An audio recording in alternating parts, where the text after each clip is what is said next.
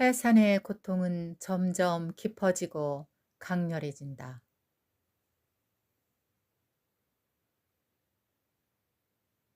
그들이 평안하다, 안전하다 할 그때에 임신한 여자에게 해산의 고통이 이름과 같이 멸망이 갑자기 그들에게 이르리니 결코 피하지 못하리라. 그들이란 주님의 날에 피하지 못하고 멸망, 환난에 남은 자들입니다. 주의 날이 밤에 도둑같이 이를 줄을 너희 자신이 자세히 알기 때문이다. 형제들아, 너희는 어둠에 있지 아니하매 그날이 도둑같이 너희에게 임하지 못하리라. 너희는 그리스도의 신부들이며 그날에 올라갈 자들입니다. 그들은 멸망으로부터 피할 것입니다. 그러므로 우리는 다른 이들과 같이 자지 말고 오직 깨어 정신을 차릴지라. 역사상 가장 위험한 환난의 날이 얼마나 무서운지도 모르고 잠을 자고 있습니다. 모든 상황들은 명확합니다. 세계적인 사건들이 분명한 징조들을 표시하는 가운데 파수꾼들로부터 많은 경고들이 이미 나왔습니다. 순간적인 시간만이 남아있을 뿐입니다. 해산의 고통이 갑자기 임하는 것처럼 불신자와 준비하지 않은 자들에게 주님의 날이 뜻밖의 이를 것입니다. 그러나 임신기간을 알고 그때를 분간하며 깨어있는 자들은 그날이 갑자기 일어나지 않을 것입니다. 해산의 진통이 지금 시작되었습니다. 주님께서도 이 징조들을 말씀하셨습니다. 진통이란 코로나, 전쟁, 기근, 짐승의 시스템으로 넷째인에 기록한 징조들이고 이는 시대의 전환입니다. 교회의 시대가 끝나고 환난으로 전환될 것입니다. 일곱인이 끝나고 일곱 나팔로 전환될 것입니다. 이방인의 때가 끝나고 유대인의 때로 전환될 것입니다. 70일의 중간기가 끝나고 마지막 한일회가 재가동될 것입니다. 해산은 무엇일까요? 해산에는 양면성을 가졌습니다. 첫째는 혹독한 환난의 날들이 옵니다. 스바냐에 의하면 사람들뿐 아니라 생물까지 모두 멸절될 것이라 합니다. 둘째는 깨어 준비된 자들을 구출하는 사건입니다. 이날은 주님의 날이고 구름 타고 오시는 그리스도를 모두가 목격할 것입니다.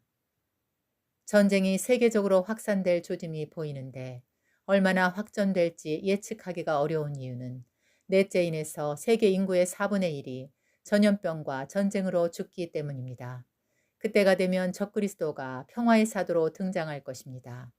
그가 평화와 안전을 의제로 들고 나와 7년 언약을 맺고 세계의 지도자로 재등장합니다.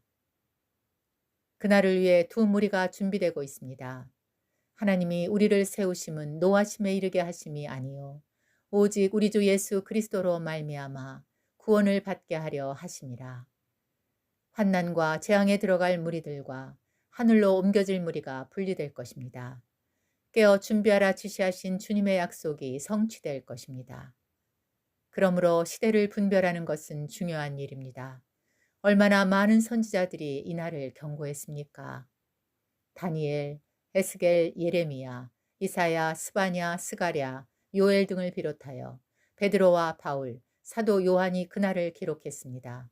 심지어 주님께서 직접 경고하셨고 하나님께서는 요한계시록 서신을 보내어 그날을 준비하게 하셨습니다. 인류 대멸종은 먼 훗날의 이야기가 아닙니다. 지금 바로 우리 눈앞에 있습니다. 그리스도에 대한 소망을 가진 자들이 남아 있습니다. 그들은 오랫동안 그날을 위해 연단으로 준비되었고 인내하며 기다렸습니다. 하나님께서 그들을 위해 거처를 예비하시고 그들을 영광의 계층으로 삼으실 것이란 약속을 바라보았습니다. 이란은 이스라엘이 가자에 대한 폭격을 멈추지 않으면 개입할 것인데 이는 통제불능의 상황이 될 것이라고 경고했습니다. 하마스보다 더 무장된 헤즈볼라도 공격 의사를 밝혔고 이슬람권은 한 목소리로 이스라엘을 규탄하고 가자를 지지했습니다. 성경에 기록된 가사는 가자 지구입니다.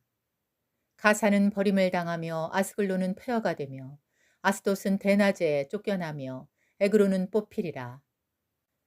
가자는 이스라엘을 괴롭혔던 숙적 블레셋의 땅 가사입니다. 한국 성경은 가자를 가사로 번역했습니다. 가사는 블레셋의 4개 도시에서 가장 남쪽에 위치한 해변가 도시입니다. 군사의 요충지이며 골리앗의 고향이고 먼저 이스라엘을 공격했습니다. 스바냐는 가사가 버림을 당할 것이라 기록했는데 가사가 회생하여 이스라엘을 선제 공격했습니다. 가사와 버림받다는 발음이 비슷한 언어 유희를 사용했습니다. 이번 전쟁에서도 가자는 패배할 가능성이 높습니다. 팔레스타인 지역은 아바스가 있는 웨스트뱅크 자치지구와 가자지구로 분리되어 있습니다. 웨스트뱅크는 이스라엘과 경제적으로 완전히 분리되면 더 어려움에 처할 것이라는 사실을 알고 있습니다. 하마스는 가자를 통치하고 있는데 이들이 테러 수위를 높일수록 점점 이스라엘에서 고립될 것입니다. 그럼에도 불구하고 이들이 테러를 자행하는 이유는 돈이 되는 사업이기 때문입니다. 가자지구는 오랫동안 고립되어 있지만 인구가 200만 이상이고 번듯한 건물들도 많습니다. 이슬람 나라들과 세계 나라에서 수십억 달러가 들어오기 때문입니다. 로켓 5천 발과 무기의 비용도 구매할 수 있습니다. 그들이 이스라엘을 공격하고 이스라엘에 의해 박해를 받는다는 동정심을 불러일으키는 전략을 갖고 있습니다. 예레미야도 가사에 대해 기록했습니다. 여호와께서 이와 같이 말씀하시되 보라 물이 북쪽에서 일어나 물결치는 시내를 이루어 그 땅과 그 중에 있는 자들을 휩쓸리니 사람들이 부르짖으며 그 땅 모든 주민이 울부짖으리라. 블레셋은 바벨론 제국에 의해 멸망당했고 역사에서 사라졌는데 하마스라는 이름으로 부활했습니다. 그리고 블레셋처럼 하마스는 이스라엘을 공격했습니다. 지금 이스라엘은 가자의 북쪽 시내부터 폭격을 시작하고 있습니다. 주민들은 남쪽으로 대피하라고 경고하고 있으니 예레미야의 예언대로입니다. 예루살렘은 세계 나라들에게 취하는 잔과 무거운 돌이 되었는데 이는 반유대주의를 상징합니다. 유대인 600만 명을 학살한 나치도 반유대주의에 의해 일어났습니다. 지금 반유대주의가 극성입니다. 반유대주의는 악한 사상이며 하나님의 눈동자를 건드리는 위험한 일입니다. 이스라엘을 대적하는 열방 민족을 향한 하나님의 심판이 아마겟돈 전쟁에서 성취될 것입니다. 적그리스도는 세계 평화의 어젠다를 가지고 등장할 것입니다. 평화와 안전은 그의 속임수입니다. 해산의 진통은 시간이 지날수록 점점 깊어지고 강렬해집니다.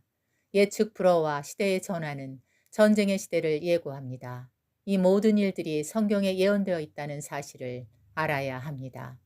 깨어 바짝 긴장할 때입니다. 마라나타.